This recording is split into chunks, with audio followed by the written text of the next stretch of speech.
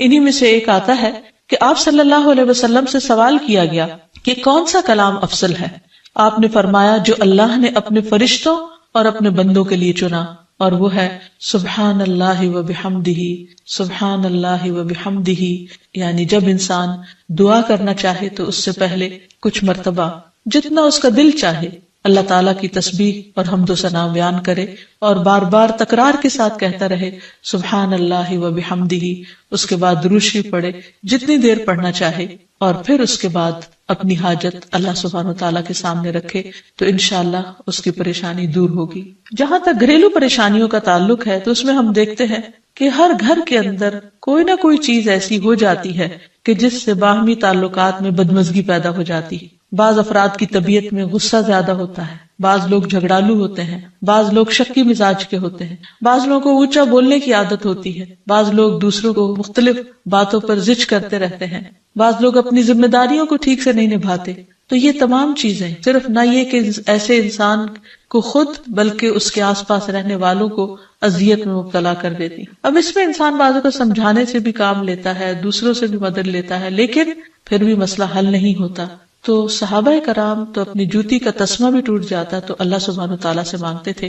تو اگر گھر کے اندر کسی قسم کی ناچاکی یا پریشانی ہے تو اس سلسلے میں بھی ہمیں اللہ تعالیٰ کی طرف رجوع کرنا چاہیے، اور پھر اس کے ساتھ ساتھ دوسرے کو جو مشکل پیدا کر رہا ہے سمجھانا بھی چاہیے۔ جہاں تک لڑائی جھگڑے کا تعلق ہے تو اسے منافقت کی علامت بتایا گیا۔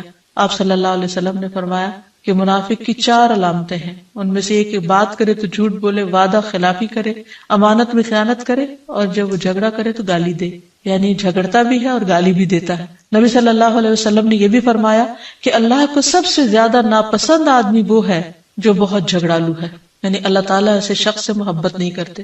اس لیے اگر آپ کسی سے بات کر رہے ہو تو اس کی بات توجہ سے سن لے۔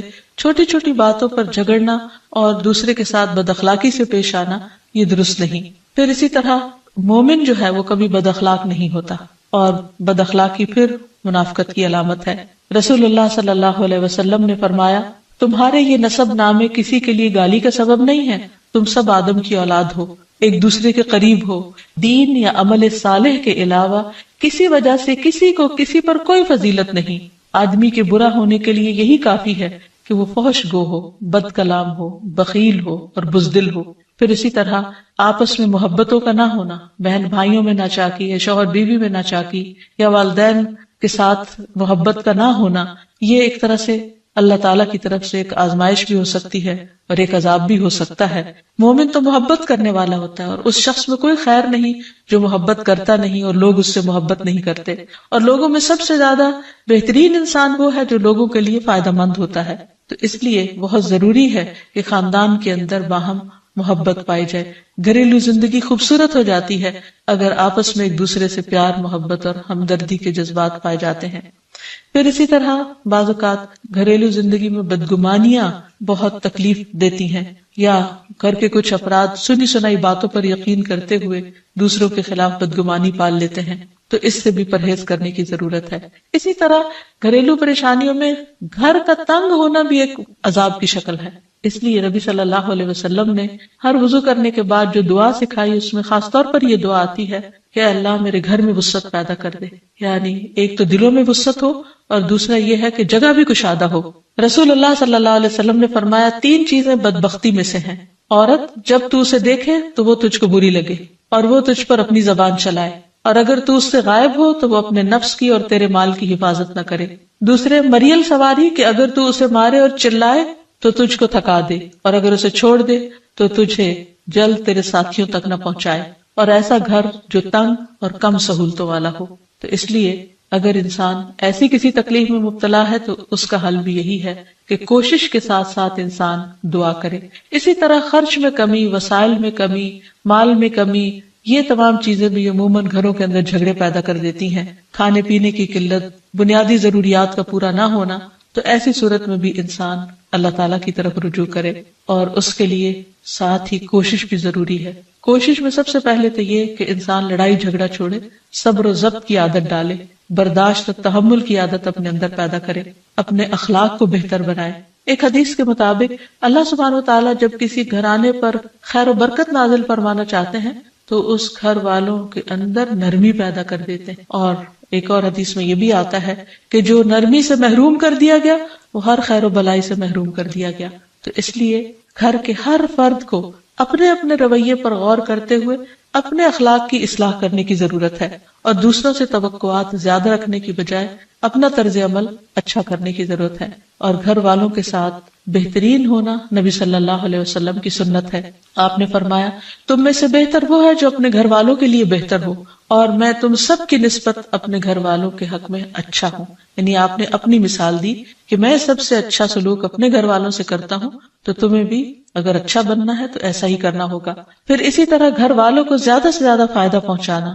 حسن بصری سے مروی ہے کہ اللہ تعالیٰ کے نزدیک پسندیدہ بندے وہ ہیں جو اپنے اہل و عیال کو سب سے زیادہ نفع دینے والے ہیں. پھر اسی طرح پیار و محبت سے رہنا. اگر لڑائی جھگڑا ہو بھی جائے یا کوئی غلط فہمی پیدا بھی ہو جائے تو اس وقت خاموشی اختیار کر لینا، مناسب وقت کا انتظار کر کے اس غلط فہمی کو دور کرنا ضروری ہے. پھر اسی طرح اللہ سبحانہ وتعالیٰ نے گھریلو زندگی کو خوشگوار بنانے کے لیے جو بہترین ہدایت ہمیں قرآن مجید میں دی ہے وہ ہے عفو درگزر سے کام لینا. اللہ تعالیٰ فرماتے ہیں اے لوگو جو ایمان لائے ہو، بے شک تمہاری بیویوں اور تمہارے بچوں میں سے بعض تمہارے دشمن ہیں، سو ان سے ہوشیار رہو، اور اگر تم معاف کرو اور درگزر کرو اور بخش دو تو بے شک اللہ بے حد بخشنے والا نہایت رحم فرمانے والا ہے. تمہارے مال اور تمہاری اولاد تو محض ایک آزمائش ہے، اور جو اللہ کے پاس ہے وہ بہت بڑا اجر ہے. واللہ عندہ اجر عظیم، اور جو اللہ ہے اسی کے پاس بہت بڑا اجر ہے. یعنی انسان کو بعض اوقات اپنی ہی بیوی یا بیوی کو اپنے ہی شوہر سے اور بعض اوقات اپنے ہی بچوں سے یا اپنے ہی والدین سے دشمنی کا اندیشہ ہو سکتا ہے، اور وہ ایک دوسرے کے لیے مصیبت اور بلا ہو سکتے ہیں. لیکن ایسی صورت میں بھی انسان کا گزارا نہیں ہو سکتا جب تک ایک دوسرے کو معاف نہ کرے. زندگی کی گاڑی نہیں چل سکتی جب تک انسان دوسروں کے قصور اور غلطیاں ان سے درگزر نہ کرے. کیونکہ ہر انسان کبھی غصے کی وجہ سے، کبھی جہالت کی وجہ سے، کبھی جلد بازی کی وجہ سے، کبھی لوگوں کے اکسانے پر اپنے پیاروں کے ساتھ زیادتیاں کر جاتا ہے. تو ایسی صورت میں انسان اگر چاہتا ہے کہ اس کی زندگی خوشگوار ہو تو اسے معاف کرتے رہنا چاہیے. نبی صلی اللہ علیہ وسلم کے اخلاق کے بارے میں جب پوچھا گیا تو حضرت عائشہ کہتی ہیں کہ آپ تان و تشنیع کرنے والے نہ تھے، یعنی تانے نہیں دیتے تھے. یعنی اگر کسی سے غلطی ہو جاتی تو اسے بار بار یاد نہیں کراتے تھے. فحش کام نہیں کرتے تھے.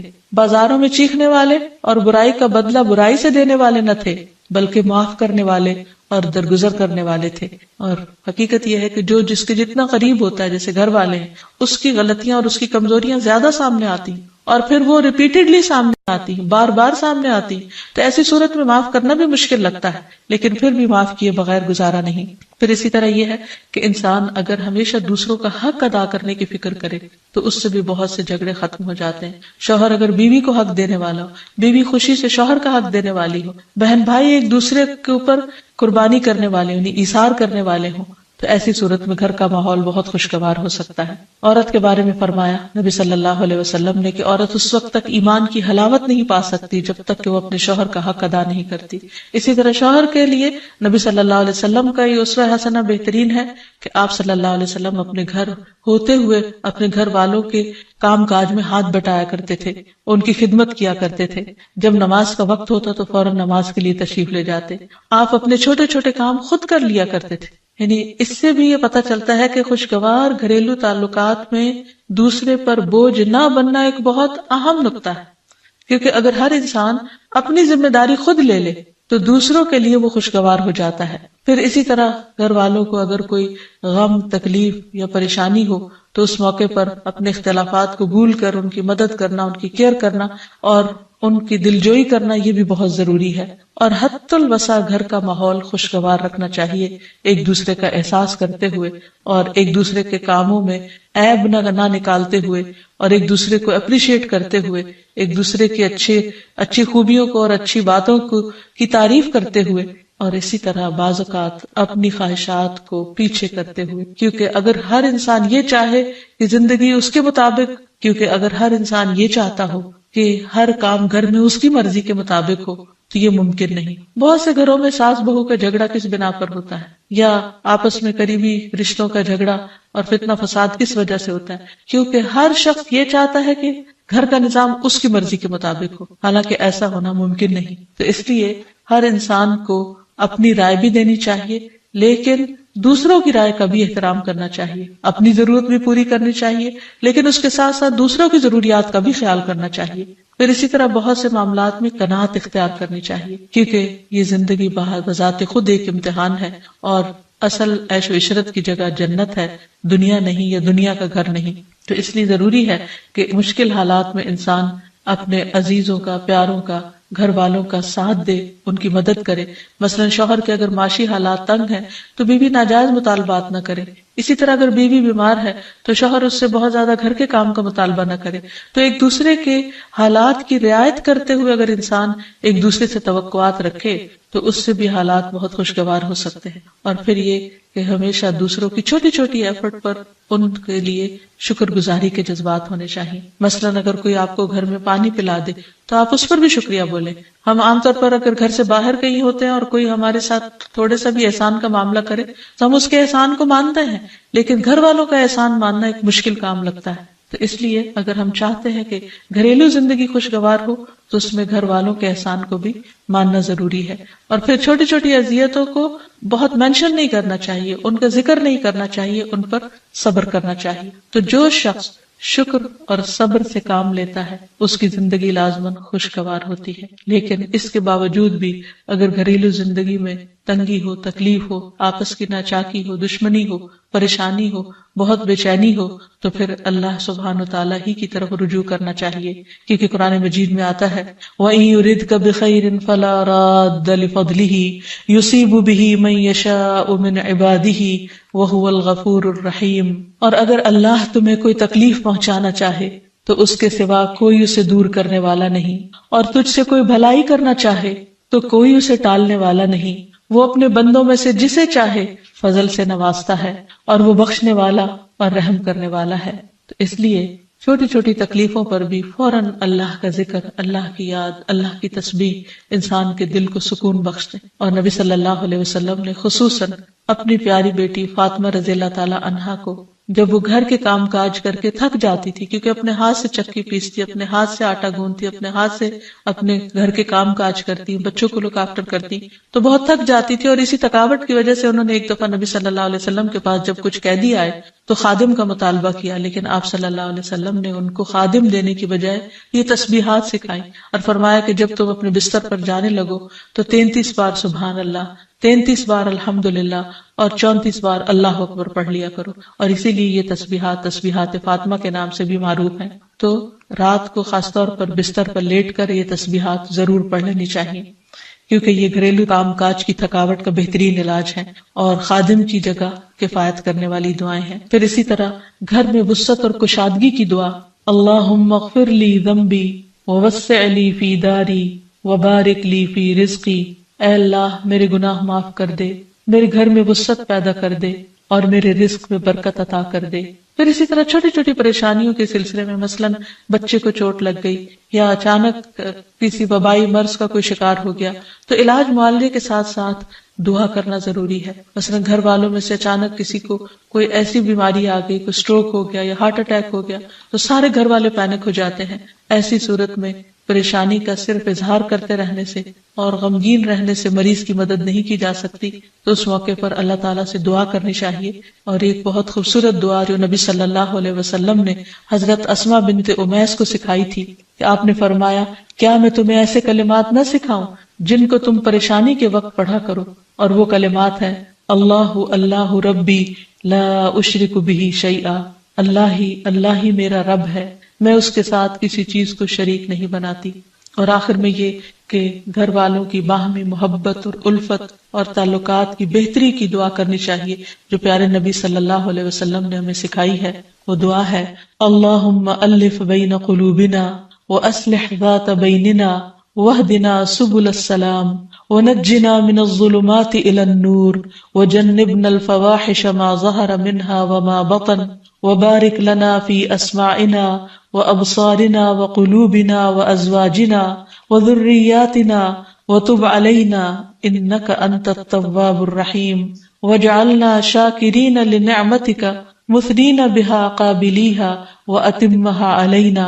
اے اللہ ہمارے دلوں میں الفت پیدا فرما دے اور ہمارے آپس کے معاملات کی اصلاح کر دے، ہمیں سلامتی کے راستوں کی رہنمائی فرما اور ہمیں اندھیروں سے نجات دے کر نور کی طرف لے آ، اور ہمیں تمام ظاہری اور چھپی بدکاریوں سے محفوظ رکھ، ہمارے کانوں اور ہماری آنکھوں اور ہمارے دلوں اور ہماری گھر والیوں اور ہمارے بچوں میں برکتیں عطا فرما، ہماری توبہ قبول فرما۔ بلا شبہ تو بہت زیادہ توبہ قبول کرنے والا اور رحمت کرنے والا ہے، ہمیں اپنی نعمتوں کا شکر ادا کرنے والا بنا اور ان کی تعریف کرنے والا اور ان کو قبول کرنے والا بنا دے، ان نعمتوں کو ہم پر کامل فرما دے، یعنی ان نعمتوں کو ہم پر تمام کر دے۔ تو کس قدر جامع اور خوبصورت دعا ہے جو نبی صلی اللہ علیہ وسلم نے ہمیں سکھائی۔ گھریلو زندگی کو خوشگوار بنانے کے لیے ان دعاؤں کو پڑھتے رہنا چاہیے، یاد کر لینا چاہیے، قبولیت کے مواقع پر پڑھنا چاہیے۔ اگر زبانی یاد نہ بھی ہو تو دیکھ کر پڑھ لینا چاہیے، اور اگر ان کا ترجمہ نہ آتا ہو تو اردو میں پڑھنے میں بھی کوئی حرج نہیں، لیکن اللہ تعالیٰ سے مانگتے رہیے، کیونکہ ساری مشکلات کا حل صرف۔